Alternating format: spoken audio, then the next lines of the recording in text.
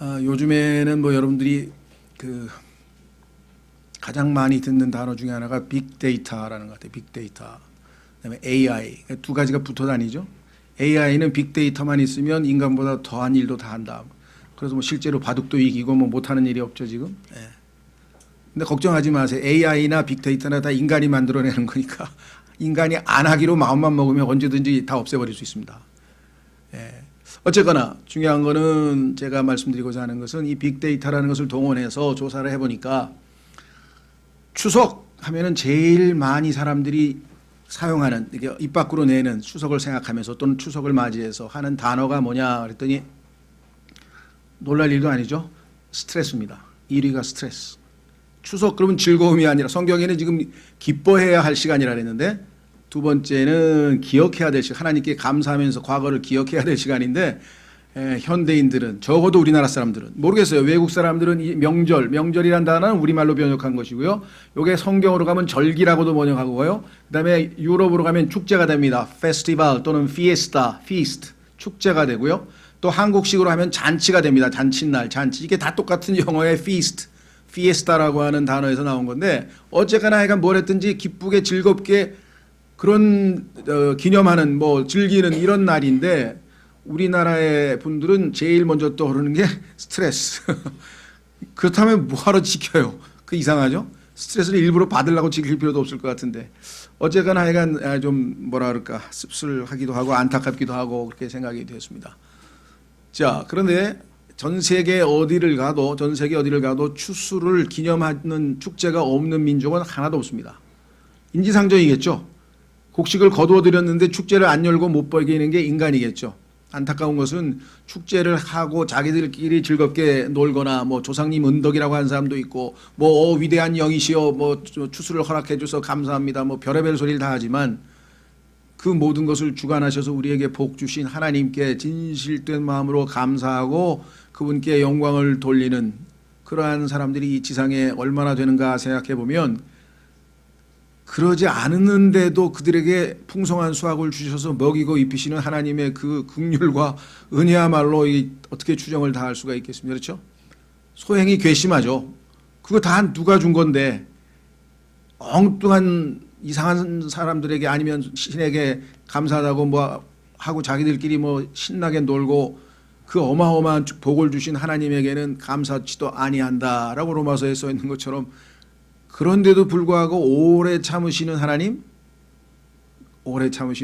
그런 데서 보는 것 같아요.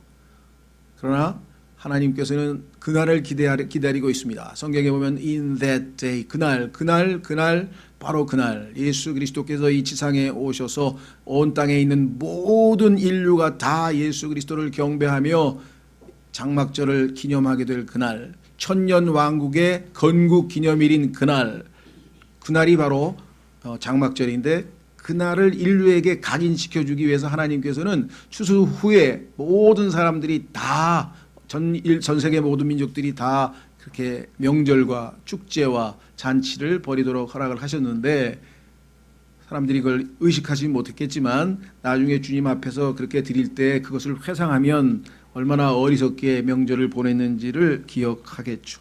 자, 그래서 오늘 우리는 하나님 말씀을 통해서 주님께서 제정하신 인류 최대의 명절, 우리 추석은 사실은 인류 최대의 명절을 우리가 지키게 될 것을 예표적으로 미리 우리 민족에게는 추석이라는 명절로 보여주신 것이다. 주보에 가시면 제목은 인류 최대의 명절입니다. 이 명절을 나중에는 안 지키면 하나님께서 가뭄이라고 하는 벌을 주시겠다라고 스가랴서의 성경에 쓰셨어요.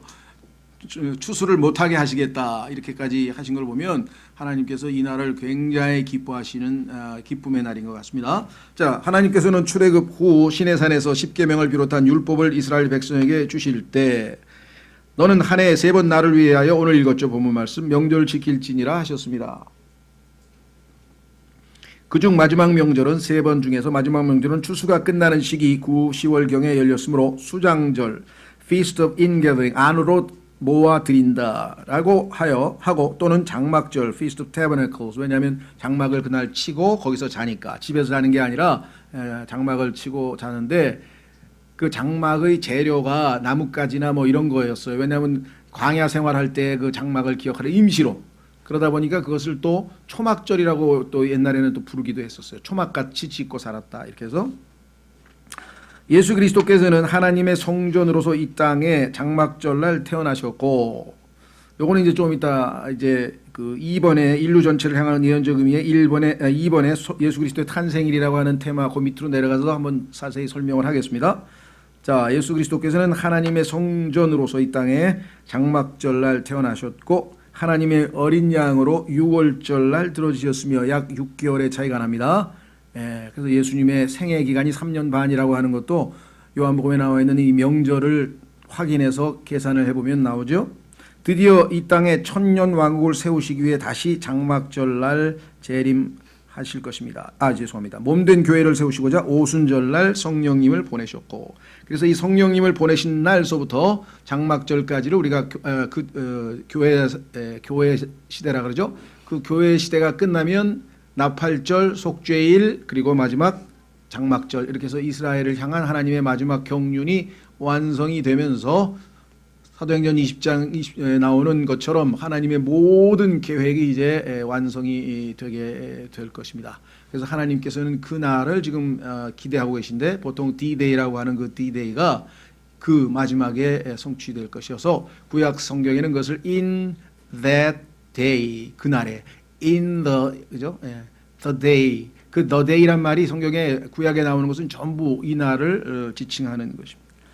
민족 최대의 명절 추석은 사실 우리가 장막절이라는 명절을 지키게 될 것을 미리 보여주는 것입니다. 이방인들이 나중에 모든 민족들이 지키게 될 것이라고 성경에 써 있고, 이것을 안 지키는 민족은 벌하시겠다고 하나님께서 말씀하신 것이 이제 조금 있으면 우리 공부할 스가랴서에 나오죠. 비록 지금은 조상을 기리는 왜곡된 형태로 지키고 있지만 주께서 오시는 그날, 그리고 그 후 영원히 이날은 인류 최대의 명절이 될 것입니다. 자, 그래서 우리는 이제 첫 번째로 이스라엘 민족에게 대해서 갖고 있는 의미부터 살펴보고, 그 다음에 두 번째는 인류 전체에 대해서 갖는 의미를 좀 살펴보려고 합니다. 우선 우리 첫 번째로 한번 가보겠습니다. 첫 번째,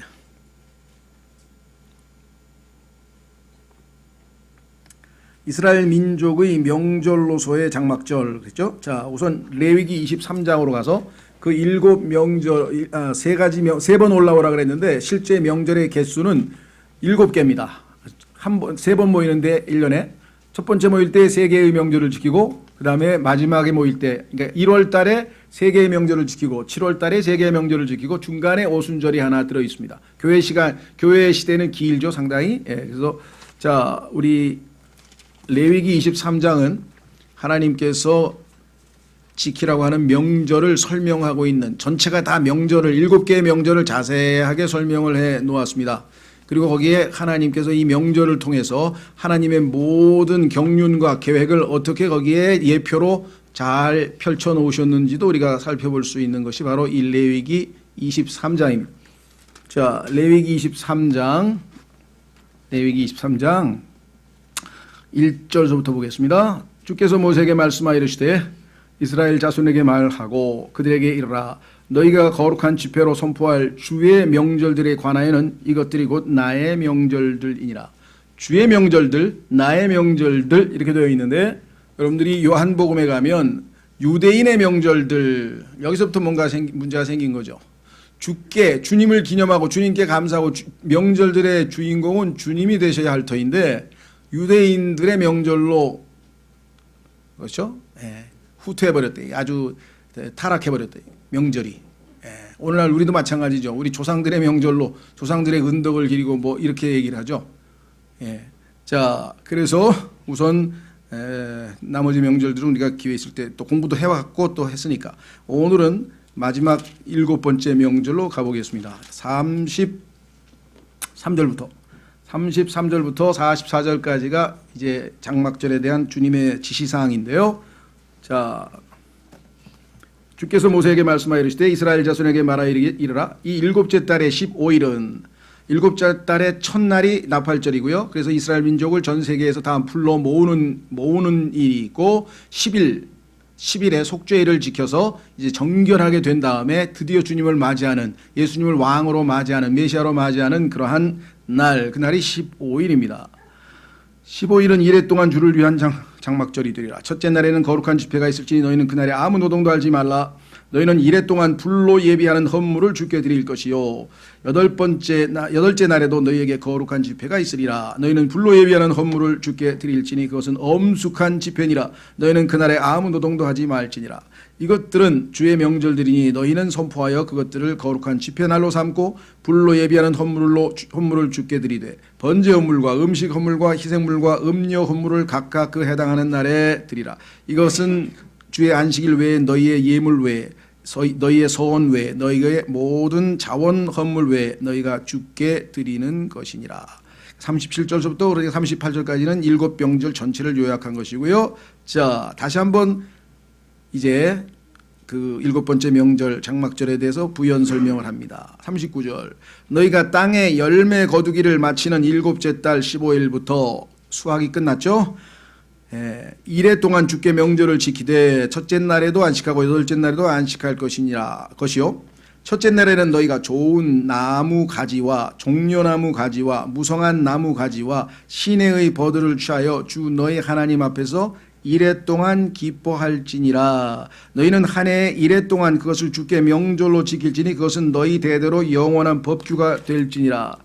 너희는 일곱째 달에 그 명절을 지킬지니라. 자, 그러니까 첫 번째 이 명절의 의미는 주님 앞에 와서 일주일 동안 기뻐하라.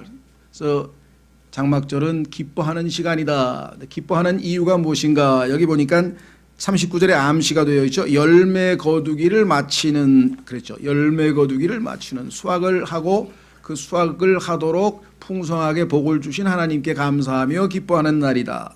자, 보완 설명을 위해서 오른쪽으로 넘기시면 신명기 16장으로 가겠습니다. 신명기 16장 또한 일곱 명절을 우리에게 자세하게 설명하고 있는 장으로서 구약의 명절 또는 절기를 공부하려면 레위기 23장과 신명기 16장을 동시에 비교해서 공부를 하면 잘 할 수가 있는데요. 자, 여기도 일곱 명절이 쭉 설명되어 있는데 13절부터 장막절이 설명되어 있습니다. 신명기 16장 13절 너는 내 곡식과 포도즙을 거두어 들인 뒤에, 그러니까 아까 거두어 들인다 그랬는데 그 내용, 무엇을, 그 작물 무엇을 거두어 드리는가? 그러니까 곡식과 포도즙을 거두어 드린 뒤에 이래 동안 장막절을 지키고 너와 내 아들 딸과 남종과 여종과 내 성문 안에 거하는 레위 사람과 나그네와 아버지 없는 자와 과부가 함께 내 명절을 기뻐할지니라. 하나님께서 주신 그 수확, 그렇죠? 풍성한 수확에 대해서 하나님께 감사하면서 기뻐하는 날, 우리가 지금 사실은 추석이 바로 그날이죠. 오곡백과를 주셨고 누구 말 맞다나 정말 이 아름다운 이 광고 문구에 보니까 아름다운 달과 시원한 바람과 풍성한 오곡백과와 함께 즐거운 한가위 보내세요. 그러면 달도 하나님이 주신 것이고 바람도 하나님이 주신 것이고 오곡백과도 하나님이 주신 것인데 주님께 하나님께 감사하면서 즐겁게 보내세요. 하나님께 감사하는 거 원래 쏙 빼버렸단 말이에요. 그렇죠. 그것이 인류의 모든 불행의 원인이라고 하는 사실을, 하나님을 제껴놓고 이 땅에서 인간이 살려고 할 때 인간이 얼마나 비참하게 되는지, 그렇죠. 우리가 생각할 때 참 안타깝지만 그런데 그런 인식을 못합니다. 지금 계신 분들은 그런 인식을 못해요. 그만큼 지금 정말 영적으로 많이 성경 해석을 마음이 강팍하다, 딱딱해져서 하나님을 알기는 알지만 하나님을 거부하고 하나님의 생각을, 하나님을 자기 생각에 두기를 싫어하고, 로마서에 보면 지금 현재 우리가 왜 이렇게 엉터리 명절을 지키는지 성경에 보면 로마서 1장에 답이 정확하게 나와 있습니다.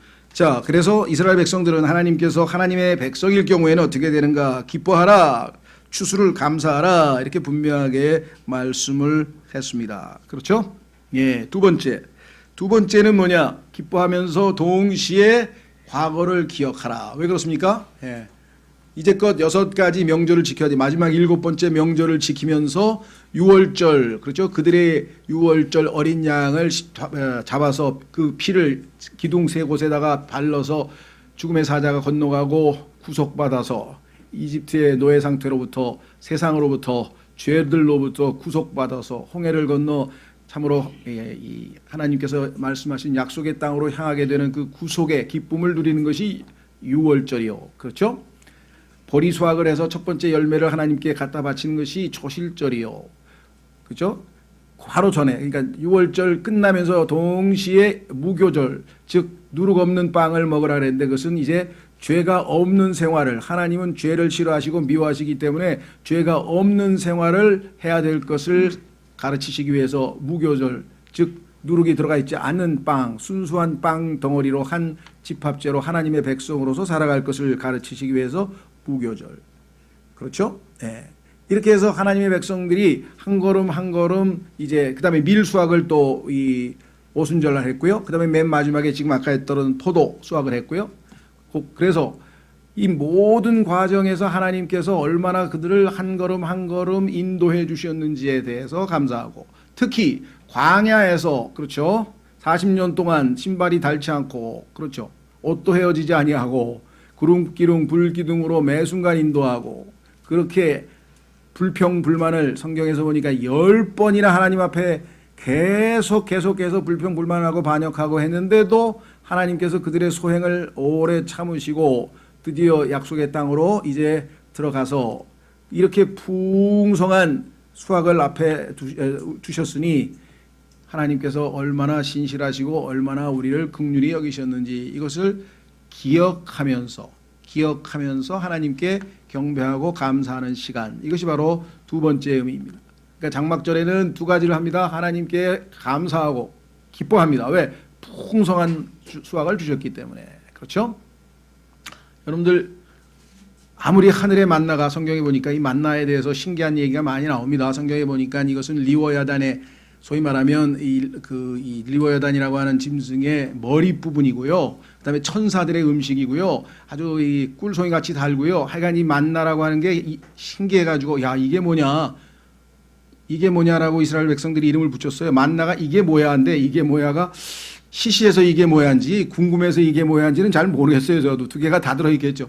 아니 도대체 이게 뭐야?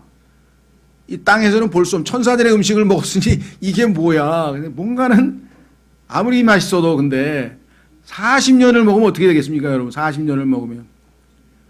왜 40년이나 먹어야 했을까요? 잠깐만 먹으면 됐었어요. 그래가지고 하나님께서 적과 꿀이 흐르는 땅으로 보내셔서 지금처럼 막 온통 오곡백과가 풍성하게 정말 이렇게 먹이려고 했더니 계속 말을 안 들어가지고, 그렇죠. 어머니 젖은 1년, 2년이면 됐지 그냥 3년, 4년, 5년 가도 어머니 젖으로 살 수는 없잖아요. 근데 이스라엘 백성들은 계속 불순종하는 가운데 훈련이 지체되고 훈련이 종료돼서 딱 뭐라고 하나요? 이제 그 훈련 종료식을 하고 딱 이제 제대로 된 군인이 돼야 되는데 이 종료식이 안 돼. 왜? 통과가 안 돼. 통과. 계속. 그래서 할 수 없이 한 바퀴 더 돌고 한 번 더 돌고 한 번 더 돌고 하나 40년을 뺑뺑 돌다가 이제 이와 같은 과정을 거쳤는데 그 과정에서 하나님께서 또 얼마나 자신들을 불쌍히 여기고 긍휼히 여기셨는지 하여간 뭐 온갖 정말 그런 것들이 쫙 기억을 하면서 하나님께 머리 숙여 감사할 수밖에 없었을 것이다. 그래서 첫 번째 기뻐해야 할 시간, 기억해야 할 시간 두 가지가 나와 있습니다. 하나는 추수에 대한 감사요, 하나는 광야 생활에 대한 하나님의, 자 그래서 이거 정리하고 가겠습니다. 40절로 가보겠습니다. 42절 23장 42절에 또 자녀들에 대한 교육 목적도 있습니다. 교육 목적 42절 너희는 이래 동안 초막에 거하되 이스라엘 사람으로 태어난 모든 자는 초막에 거할지니, 이 초막이라고 하는 말이 부스예요. 부스 여러분들 아시죠? 옛날에는 공중전화 박스도 부스라 그랬죠. 부스라 그러고 또 요즘에 무슨 어디에요? 저 무슨 놀이공원 같은 데 가면은 부스 여러 개가 있어서 거기에서 다양한 음식도 팔고 뭐 행사도 할 때 임시로 만들어 놓은 이렇게 이렇게 텐트 비슷하게 쳐놓은 거 있잖아요.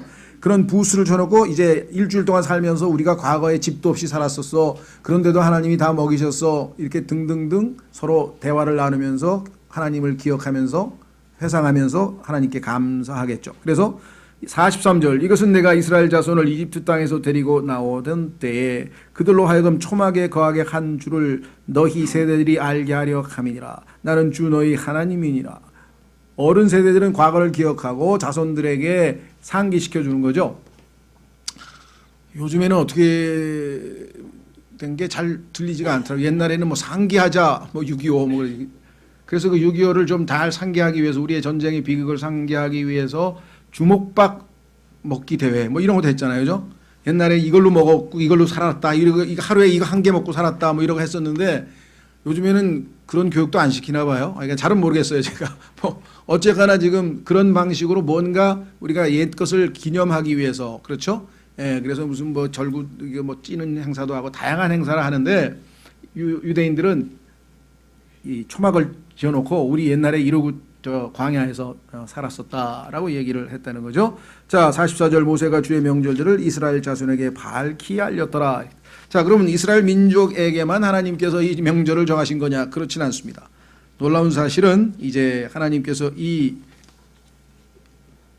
장막절을 이 땅에 장막으로 하나님의 성막으로 하나님의 성소로 또는 하나님의 성전으로 이 지상에 인간의 몸을 입고 내려오신 예수 그리스도, 그리고 그 예수 그리스도를 예표하기 위해서 미리 솔로몬에게 성전을 완성시켜서 성전을 하나님께 바쳤는데 하나님께 성전을 바친 그 날이 장막절이요, 예수 그리스도께서 초림하신 날이 장막절이요, 예수 그리스도께서 재림하시는 날이 장막절이라면 하나님께서 역사의 중요한 사건들을 정확한 날짜에 정확하게 우리에게 보이심으로써 예표적으로 우리에게 뭔가를 알려주시고자 한다. 자, 첫 번째 솔로몬 성전의 봉헌식 역대하 5장으로 가보겠습니다. 역대하 5장. 성막은 이제 이동식이고요. 이제 성전은 딱 붙박이로 이제 제대로 된 건물로 지었는데요. 예루살렘에. 자, 역대하 5장. 역대하 5장.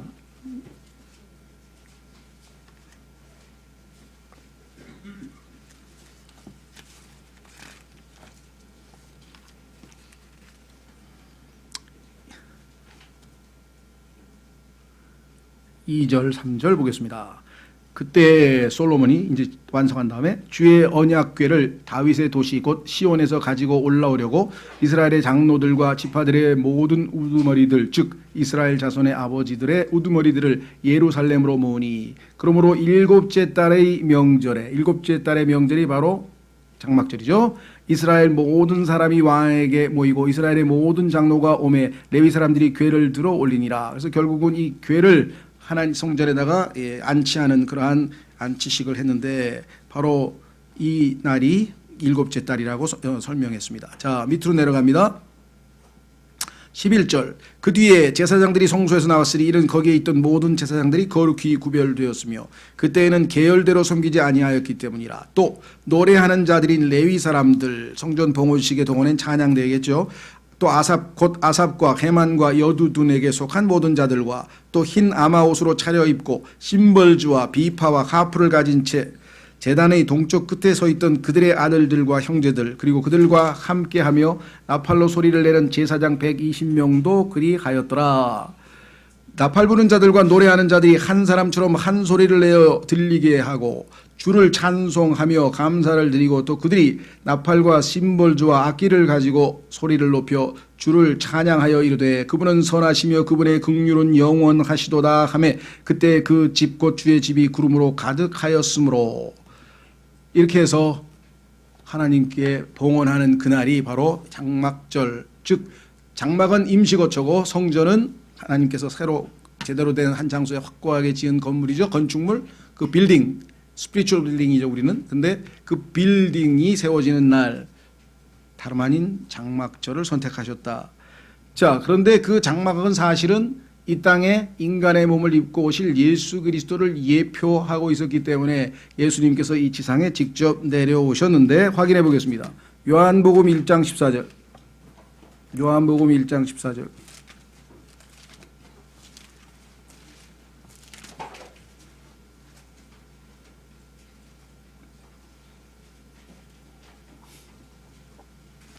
요한복음 1장 14절. 말씀이 육신이 되어 우리 가운데 거하심에. 자, 말씀이 육신이 되어 우리 가운데 거하심에, 이 거한다라고 하는 말을 주목하시고요.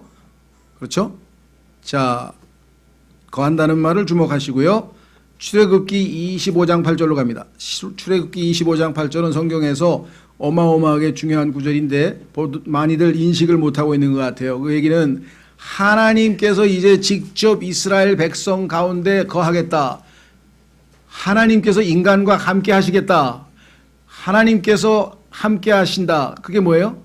God with us. 우리와 함께 하시는 하나님. 그것이 바로 임마누엘이죠. 예수님이 임마누엘. 왜? 하나님이 셋째 하늘에 안 계시고 이 땅에 내려와서 인간과 함께 하시는 하나님. 우리와 함께 하시는 하나님, 임마누엘의 하나님인데 그 사상은 이미 출애굽기 25장 8절에서 그 성소를 지으라. 내가 그 안에서 너희와 만나마. 하나님께서 인간과 만날 장소를 지으라고 지금 출애굽기 25장에 명하고 계십니다. 출애굽기 25장 아주 중요한 구절인데요. 보십시오. 25장 8절. 또 내가 그들 가운데 거하도록, 이 거하도록 하고 예수님께서 말씀이 육신이 되어 우리 가운데 거함으로, 거하셨다고 똑같죠? 거했다, 거하도록. 하나님께서 인간 가운데 거하도록 그들이 나를 위해 성소를 만들게 하라. 또 너희는 내가 내게 보여주는 모든 것에 따라 성막의 양식과 성막의 모든 기구의 양식대로 그것을 만들지니라. 하나님이 거하시는 거룩한 처소가 성소인데 그 성소는 일단은 성전으로 확고하게 빌딩으로 짓기 전에 임시로 성막부터 지어라. 그래서 여기 성막을 만들라고 지금 구절에 나와 있죠. 예.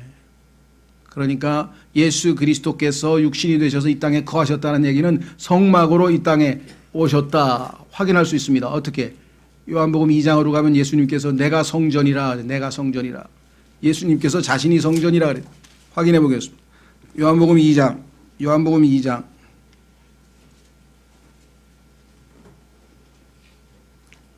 요한복음 2장 19절. 요한복음 2장 19절. 예수님께서 그들에게 대답하여 이르시되 이 성전을 헐라 사흘 안에 내가 그것을 일으켜 세우리라 하시니 이에 유대인들이 이르되 이 성전을 짓는데 46년이 걸렸거늘 내가 그것을 사흘 안에 세우겠느냐 하더라. 그러나 그분께서는 성전인 자기 몸을 가리켜 말씀하셨더라.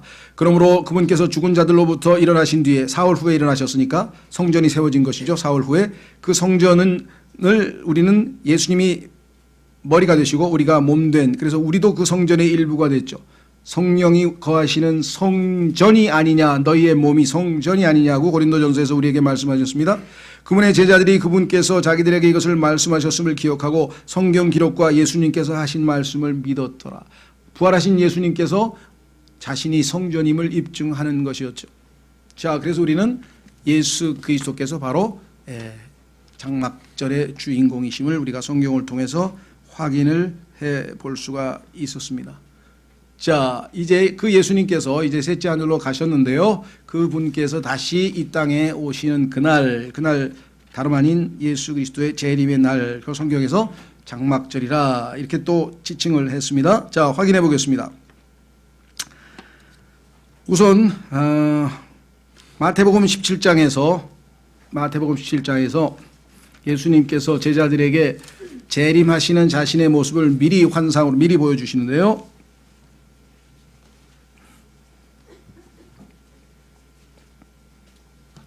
마태복음 17장. 예수님께서 높은 산으로 올라가서 변형되셨습니다. 영광스러운 모습으로 하늘에서 자신이 하나님 우편에 계시면서 다스리실 그러한 영광스러운 모습으로 변모됐을 때 함께 있던 베드로가 거기서 자기는 무의식적으로 뭔 알고 한 게 아니라 그저 자기 개인 생각을 얘기했지만 하나님께서는 그의 입술을 주장해서 예수 그리스도의 재림과 장막과의 관계를 우리에게 보여주죠. 자, 4절. 그때 베드로가 응답하여 예수님께 이르되 주여 우리가 여기 있는 것이 좋사온즉 만일 주께서 원하시면 우리가 여기에 장막 셋을 짓되 하나는 주를 위하여 하나는 모세를 위하여 하나는 엘리야를 위하여 짓게 하옵소서 하더라. 예수 그리스도의 재림과 장막과의 관계는 시편 또 19편 4절에도 나와 있습니다. 시편으로 가겠습니다. 시편 19편 4절. 시편 19편 4절.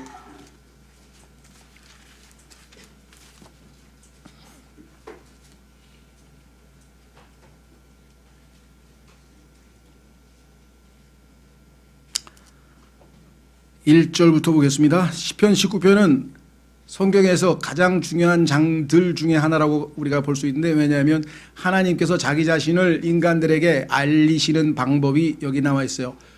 첫 번째는 일반 계시라고 하는데, 이거 일반 계시는 자연 만물을 통해서 자신을 우리에게 알려주시는 방법이 있고, 두 번째는 특별 계시로 말씀으로, 하나님의 말씀으로 우리에게 자기 자신을 계시해 주시는데, 그 두 가지 방법이 1절서부터 시작해서 쭉 끝까지 나와 있습니다. 시편 19편은 하나님께서 자신을 우리에게 알리시는 방법 두 가지. 첫 번째 1절, 하늘들이 하나님의 영광을 밝히 드러내고 궁창이 그분의 손으로 행하신 이 일을 나타내는도다.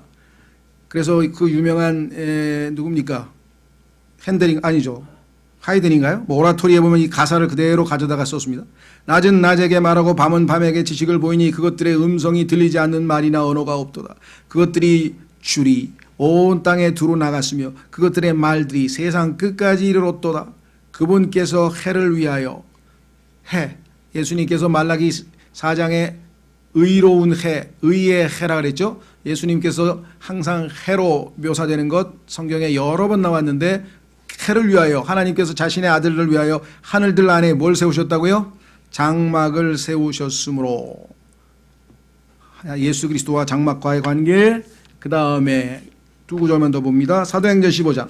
사도행전 15장에 가면은 예수 그리스도께서 이 지상에 재림하실 때 다윗의 장막을 회복하시겠다, 무너진 장막을 다시 세우시겠다. 그래서 예루살렘에서 직접 통치하시게 되겠죠, 예수님께서. 사도행전 15장 16절. 사도행전 15장 16절. 사도행전 15장으로 가시면 놀라운 표현이 나옵니다. 사도행전 15장은 어떤 면에서 우리에게 중요한가? 그것은 초대교회에서 소위 말하면 예수 그리스도의 구원의 복음, 하나님의 복음에 대해서 논란이 일었는데, 그 논란을 잠재우기 위해서 예루살렘에서 회의가 열렸어요. 회의. 즉 모든 당대의 영적 지도자들이 다 함께 모여서 지금 전해지는 하나님의 은혜의 복음이 정확하게 무엇인지를 정의 내리고 모든 이단들에 대해서 단호하게 척결할, 그렇죠? 하나님의 복음은 오직 은혜로만, 행위가 절대 가미될 수 없다, 율법을 지키는 것과 아무 상관이 없다, 단호하게 선포를 했습니다. 그래서 사도행전 15장서부터는 킹제임 성경에 문단 표식이 없어요. 표식. 여기 보다 보면 성경에 문단이 중간에 표가 있죠. 문단 나누는 표. 예를 들면 사도행전 15장 6절에 보면은 그 문단 나누는 표가 있죠. 창세기부터 계속해서 이 문단 나누는 표가 계속 가다가 사도행전 15장서부터 끝입니다. 사도행전 20장. 사도행전 20장에 가면은 이제 신약 교회의 교리가 완성됐기 때문에 더 이상 이제 그 표가 안 나와요. 문단 나누는 표가 안 나옵니다. 왜냐하면 그때부터 교회 시대의 교리가 똑같기 때문에. 자, 사도행전 15장에 보면은 이런 얘기가 나와요.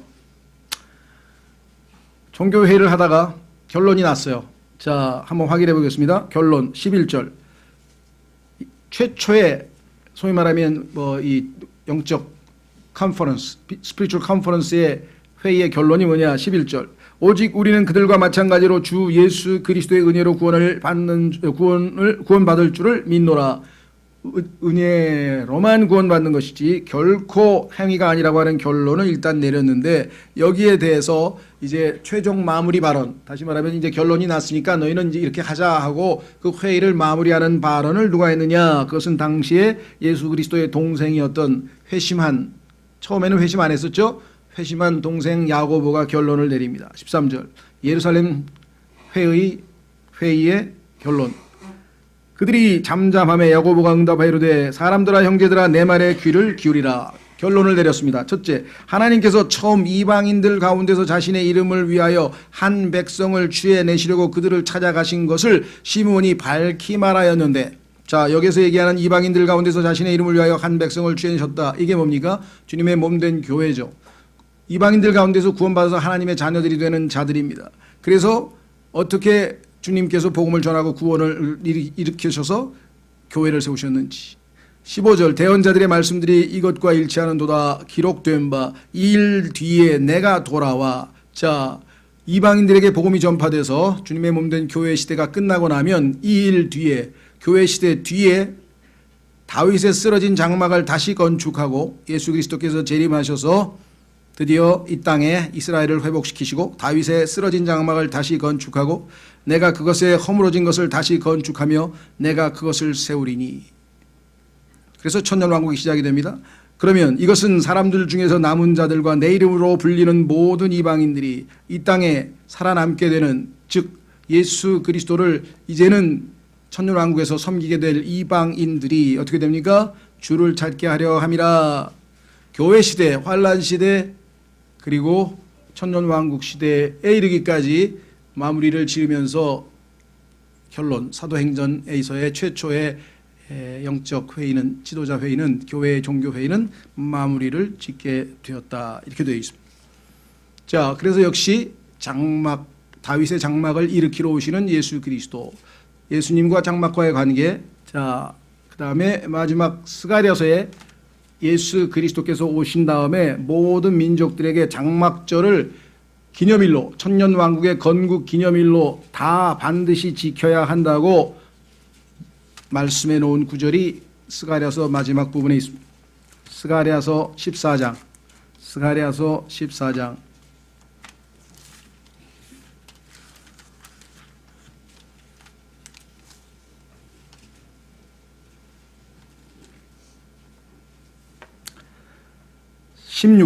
스가랴서 14장 16절. 예루살렘을 치러 온 모든 민족들 중에서, 아마겟돈 전쟁이죠. 여기서 이제 승리하신 다음에 남은 모든 자가, 다 죽진 않죠. 남은 모든 자가 심지어 해마다 올라와, 천년왕국입니다. 매년 천년 동안 올라와 그 왕 곧 만군의 주께 경배하며 장막절을 지키리라. 땅의 모든 가족들 중에서 누구든지 그 왕 곧 만군의 주께 경배하러 예루살렘에 올라오려 하지 아니하면 바로 그들에게 그분께서 비를 내리지 아니하실 터인즉 만일 이집트 가족이 올라가서 거기에 이르지 아니하면 비를 받지 못하리니 주께서 장막절을 지키러 올라오지 아니하는 이 교도들을 칠 때 내리실 재앙을 거기에 내리시리라. 장막절을 지키러 올라오지 아니하는 모든 민족들이 받을 벌과 이집트가 받을 벌이 이러하니라. 지금 마침 우리는 추석이고요. 전 세계 대부분 가을 추수가 이루어지고 있는 시기입니다. 놀랍게도 이때 소위 말하는 UN 총회가 열리고 있는데 그 UN 총회는 여기 나와 있는 모든 민족들입니다. 이 민족들이 United Nations, Nations들이 지금 다 모여서 다 모였죠? 근데 이 사람들은 지금 장막절을 지키러 와야 되는데 장막절을 안 지키고 엉뚱한 짓을 하고 있습니다. 엉뚱한 짓을 하는 게 성경에 어떻게 기록되어 있는가 확인해 보겠습니다. 시편 2편에 보면 지금 유엔 총회에서 벌어지고 있는 일이 정확하게 이렇게 기록되어져 있습니다. 시편 2편.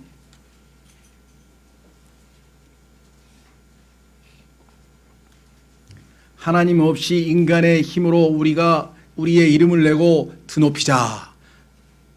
창세기 11장의 바벨탑 사건이 지금 현재 21세기 뉴욕에서 지금 똑같은 형태로 진행되고 있습니다. 하나님 없이 인간들을 발전시켜서 인간의 이름을 드높이자. 인문주의, 인간중심주의. 이때 하나님께서 시편 2편 1절 어찌하여 이 교도들이 경노하며, 이 교도는 하나님을 안 믿는 자들입니다. 이방인들입니다. 그래서 이교도, 이방인, 민족들, 성경에서 같은 뜻입니다. 민족들, 이교도, 이방인 다 같은 자들입니다. 백성이 헛된 일을 꾀하는가. 땅의 왕들이 스스로 나서며 치리자들이 함께 의논하여. 지금 모여서 유엔 총회에서 뭔가를 의논하는데요. 인간 생존을, 인간이 어떻게든지 잘 살아보자. 주와 그분의 기름 부음 받은 자를 대적하며 이르기를 그들이 결박한 것을 우리가 끊고 그들이 묶은 줄을 우리에게 내던지자 하는도다. 하나님의 말씀, 성경, 종교 이런 것 다 배제하고 우리 인간들끼리 잘해보자. 하늘들에 앉으신 분께서 비웃으시며 주께서 그들을 비웃으시리로다. 그때 그분께서 진노하사, 하나님은 영원히 긍휼이 많으신 분이 아니고 영원이 아니라 어느 한순간에 주님의 긍휼은 멈추고 이제 심판이 있습니다. 5절 그때 그분께서 진노하사 그들에게 말씀하시고 심히 기뻐하지 아니하사 그들을 괴롭게 하시며 이르시되 그럼에도 내가 이미 내 왕을 내 거룩한 산 시온에 세웠노라 하시리로다. 이미 왕을 세우셔서 이 땅을 다 상속으로 주시고 다스리실 그분이기 때문에 만약에 이들이 이분을 잘못대하면 어떤 일이 벌어집니까? 7절 내가 칙령을 밝히 보노라 주께서 내게 이르시되 너는 내 아들이라 이날 내가 너를 낳았도다. 내게 구하라 그리하면 내가 이 교도들을 내게 상속물로 주고 땅의 맨 끝 지역들을 내게 소유물로 주리라. 이날이 장막절입니다. 이날이 천년왕국의 건국 기념일입니다. 내가 그들을 철장으로 부수고 토기장의 그릇같이 산산조각 부수리라 하셨도다. 그런즉 오 왕들아 이제 너희는 지혜로울지어다. 땅의 재판관들아 너희는 교훈을 받을지어다. 두려움으로 주를 섬기고 떨며 기뻐할지어다. 그 아들에게 입을 맞추라. 아들에게 입을 맞추지 않는 자 모조리 심판하시겠다. 그리하지 아니하면 그분께서 분노하사 그분의 진노가 좀이라도 타오를 때 너희가 길에서 벗어나 망하리로다. 그분을 신뢰하는 자들은 다 복이 있도다. 그래서 모든 인류는 다 마지막 결국은 다 예수 그리스도 앞에 와서 엎드려 그분을 주라고 모든 혀가 고백할 것이라고 성경에 기록이 되어 있습니다. 그때 가면 고백하지 않으면 그죠? 지금은 자유롭게 신앙생활을 해서 믿든 안 믿든 하나님이 내버려 두시지만 그때 가서는 믿지 않는 사람들은 신뢰치 않은 사람들은 이렇게 하나님의 진노의 대상이 될 것을 성경에서 엄숙하게 선언을 했습니다. 그러나 주를 신뢰하는 자들은 뭐라 했습니까? 여기 금방 복이 있도다. 얼마나 복된 날입니까? 기뻐하는 시간이요, 기억하는 시간이요, 하나님께 경배하는 시간이요, 감사하는 시간이요. 전 인류가 한 마음 그죠? 하나가 되어서 하나님을 기쁘게 섬기는 그러한 명절, 인류 최대 명절이 바로 지금 우리가 내일 우리가 맞이하게 되는 추석의 성경적 의미입니다. 그것이 진정한 명절이겠죠? 예. 자, 그래서 우리는 이제 정말 성경에 보면요, 이와 관련지어서 이 텐트, 이 타bernacle, 왜 바울이 직업이 하필이면 텐트 메이커일까요? 왜 장막 만드는 일을 했을까요? 바울이 뭔가 모르고 그냥 그래 내가 손재주가 좋으니까 그냥 텐트나 만들자. 아닌 것 같아요. 내가 볼 때는 성경을 꿰뚫고 있는 이 바울은 뭔가 장막에 대한 깊은 의미를 알지 않고 장막을 만드는 직업을 가질 리가 없을 것 같고요. 예수 그리스도께서 십자가를 앞에 두고 하신 첫 번째 말씀이 뭡니까? I will build my church. spiritual building. 여러분과 저 주님의 몸된 교회를 이 땅에 세우시겠다고 했습니다. 계시록에 가면 예수님께서 뭐라고 했습니까? 하늘에서 성전이 내려오는데 새 예루살렘이 내려오면서 하나님께서 우리의 성전이 되시나니, 하나님께서 우리의 성전이 되시나니. 계시록 22장 지금 시간이 없어서 안 찾았습니다만 1절, 2절, 3절, 4절에 보면 전부 다 성막과 성전과 예수님과의 관계, 하나님께서 얼마나 이것을 소중하게 여기시는지. 그래서 출애굽기 25장부터 31장 그리고 40장에 이르기까지 성전 설계도를 출애굽기에서 무려 6장에 걸쳐서 제시하시고 성전을 건축하는 장면을 무려 그러니까 출애굽기 25장서부터 40장까지는 성막 설계도와 성막 짓는 내용이 거기에 한꺼번에 나와요. 그러면 15장인데 그중에서 32장에 김송아지 사건 두세 장을 빼면 10장, 총 10장이 넘게 하나님께서 가장 자세하게 성전에 대해서 성막 짓는 것에 대해서 왜 그만큼 많이 할애하는지, 성경 속에서 성막이 차지하는 비중이 무엇인지, 그리고 성경의 맨 마지막은 하나님께서 우리의 성막이 되신다는 사실을, 성전이 되신다는 사실로 끝난다고 하는 사실을 한번 생각해. 우리가 뭐라 그랬어요? 하나님의 영이 너희 안에 거하는 하나님의 성전인 줄을 너희가 알지 못하느냐. 그렇죠? 자, 그래서 우리는 추석에 대해서 세상 사람들은 제일 먼저 떠오르는 게 스트레스고 우리는 어떻게 해야 됩니까? 장막절이야죠. 장막절이 오면 내가 추석 제대로 한번 지켜보겠다라고 한번 소망 가운데 우리 기다리는 우리 모두가 되셨으면 좋겠습니다. 주변에 있는 분들에게도 혹시라도 추석의 기원을 배우고 싶으신 분 있으면 좀 지혜롭게 잘 가르쳐 주셨으면 좋겠고요. 하여간 내일 여러분이 하나님이 허락하신 조건 하에서 최대한 즐겁고 의미 있는 그런 명절을 보내실 수 있으면 좋겠습니다. 이 시간 이를 위해서 잠깐 기도하겠습니다.